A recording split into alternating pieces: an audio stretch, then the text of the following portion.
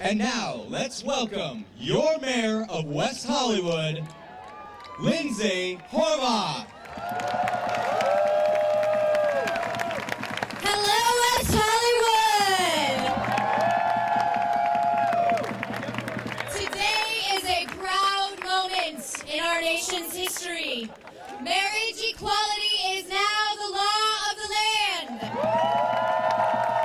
The United States recognizes the legal rights and protections of all married people.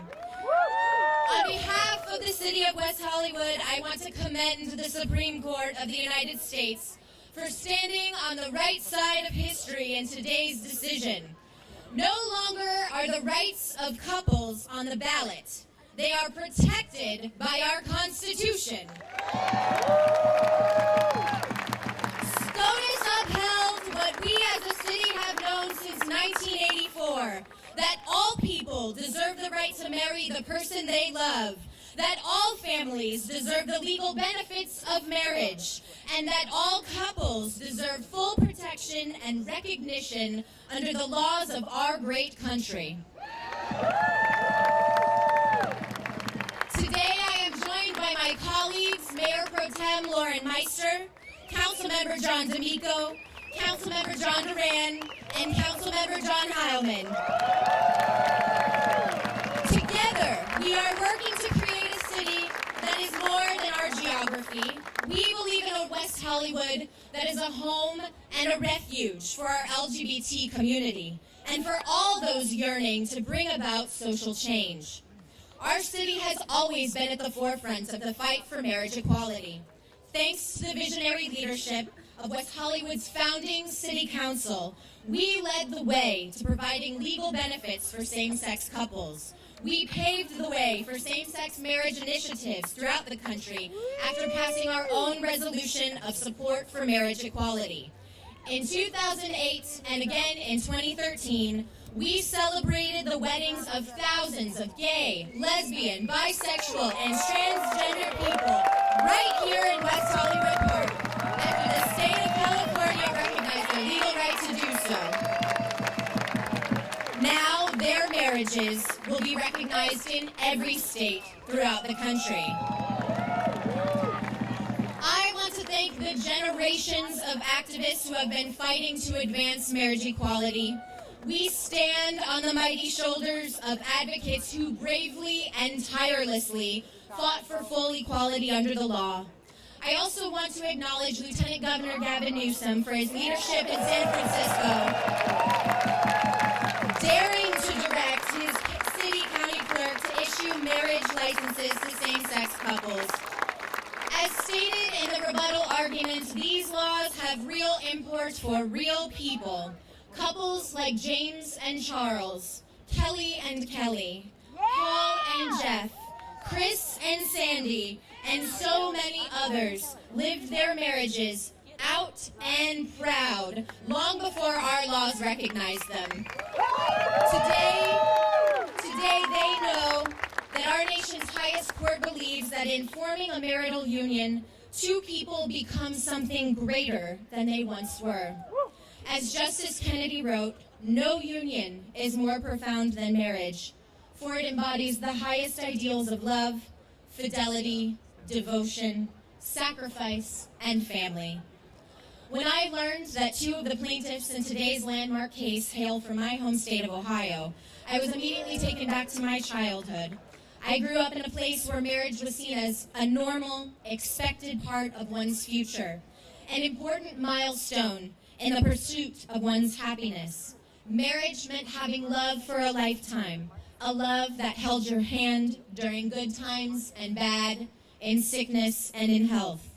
That such a love would come with limitations was inconceivable. So I am proud that today's decision protects each and every person's right to marriage, no matter who they love. But we know the fight for full equality isn't over. We must fight for employment non-discrimination and housing protections, especially for our transgender community. We must fight for equal access in schools and public facilities. We must fight for competent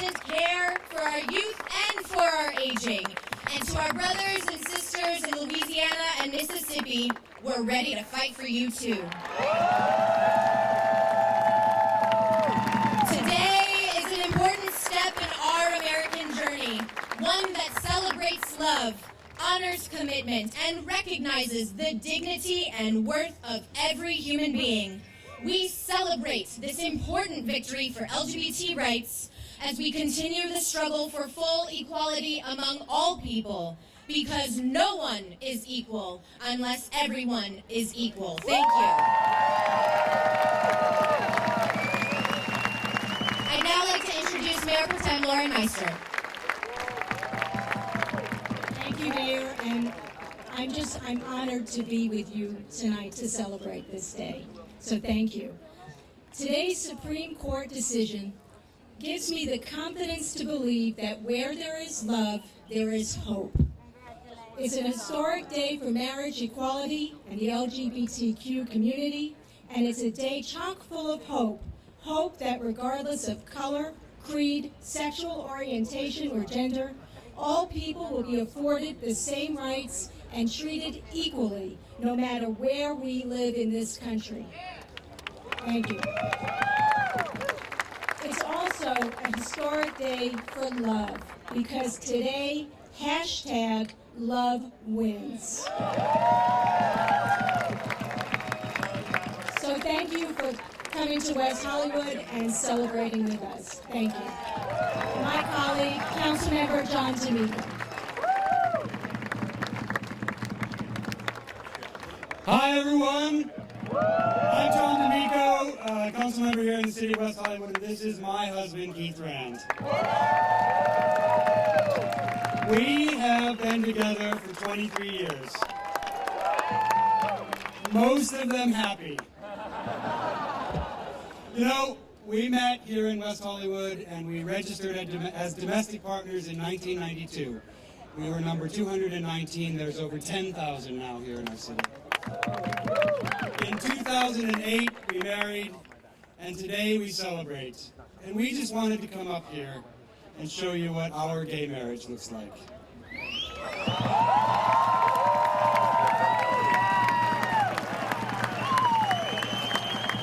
Thank you, everyone. And now, Councilmember John Duran, co-founder of Equality California, former council of ACT UP.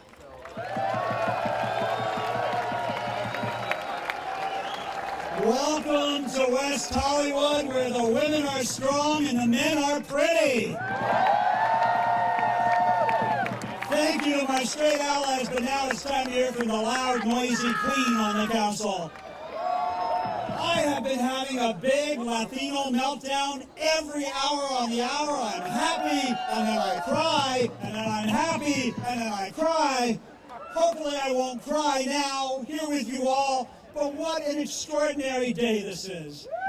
On that corner, San Vicente and Santa Monica Boulevard, 27 years ago, we gathered to carry our dead as ACT UP and Queer Nation took these streets to protest against government indifference. Today is their day.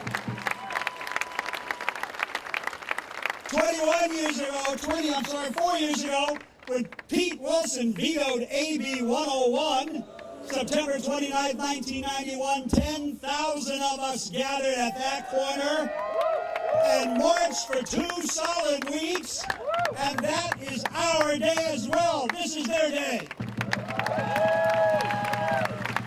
And 7 years ago, when Proposition 8 passed, we were all right out here one more time, angry and marching in the streets of Los Angeles over the passage of Prop 8. And those of you that were there, this is your day.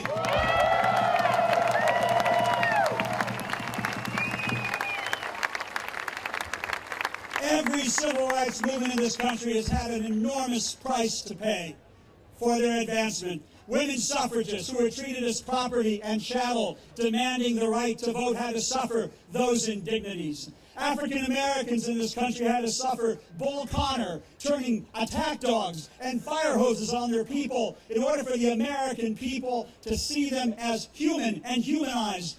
But we carried a very mighty burden as a people.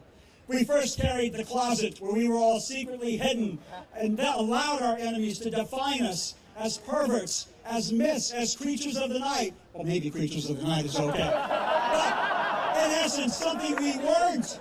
We allowed that to happen. And then a terrible virus came into our family and took away hundreds of thousands of our people.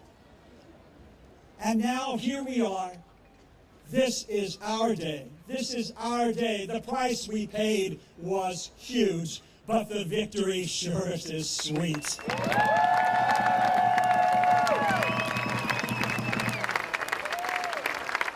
So to those of you over 50 that were part of ACT UP and Queer Nation, I know you're still there. This is your day. Let freedom ring. And those of you lesbian moms and gay dads who had to fight in courts and family courts to keep your children, this is your day. Let freedom ring. And to those of you serving in the United States military who suffered in silence for protecting our freedoms, out, proud LGBT veterans, this is your day. Let freedom ring. And to those of you that were excommunicated from churches or thrown out of your family homes or bullied on the playground, this is your day. Let freedom ring. This is for all of us. Tonight in West Hollywood, we celebrate with open hearts and broad vision of love and a people. This is our exciting day. And I want to tell you, every Nellie Queen, Butch Dyke, leather-clad, leather muscle man, and bangly, sparkly drag queen, this is your day. Let freedom ring.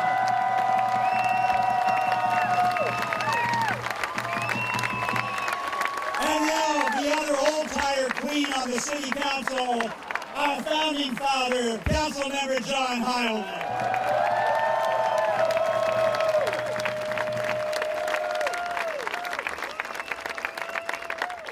How do you follow that?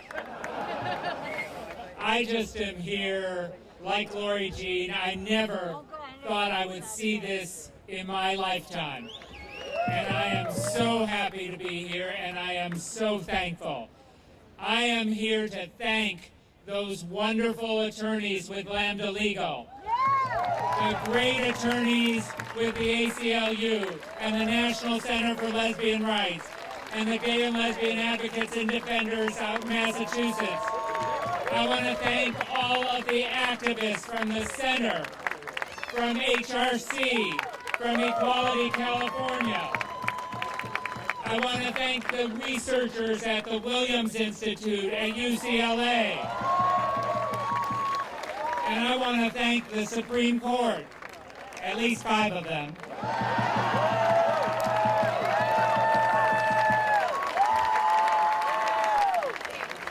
And I want to thank the American people, because they have changed their views about us, and they're on our side now.